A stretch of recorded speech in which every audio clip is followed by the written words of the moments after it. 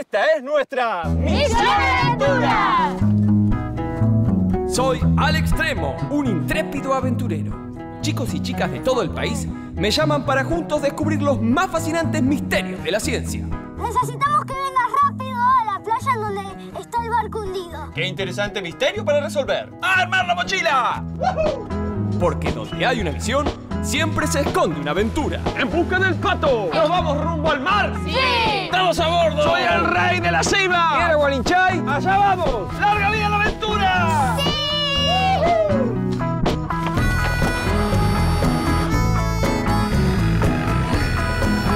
¿Y por dónde está el secreto? ¿Por arriba o por abajo? Uno de los principales agentes de deterioro es el hombre. ¿Y por qué afuera del agua hacen esto los pingüinos?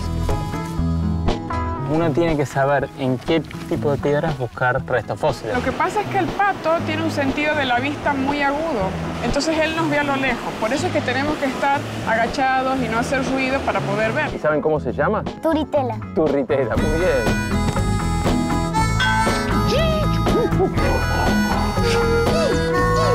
¡Vamos!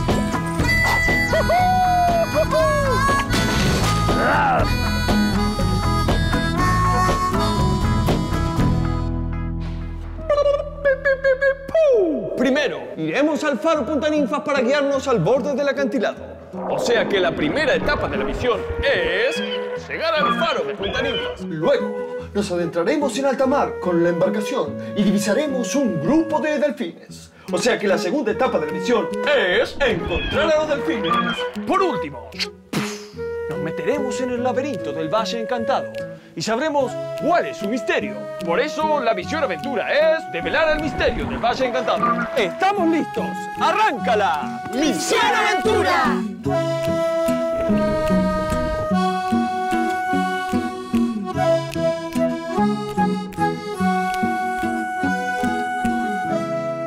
Despintaron la piedra pintada antes de que llegáramos. ¡No! ¿Por qué?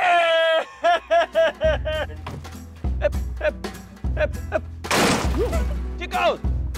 ¡Chicos! ¡Chicos! ¡Alex! ¡Lo freno! Bueno, amigos, podemos decir que la misión aventura... ¡cumplida! ¡Pum, chacalaca, la tamari! ¡Suaya! ¡Tre, tre, tre, le!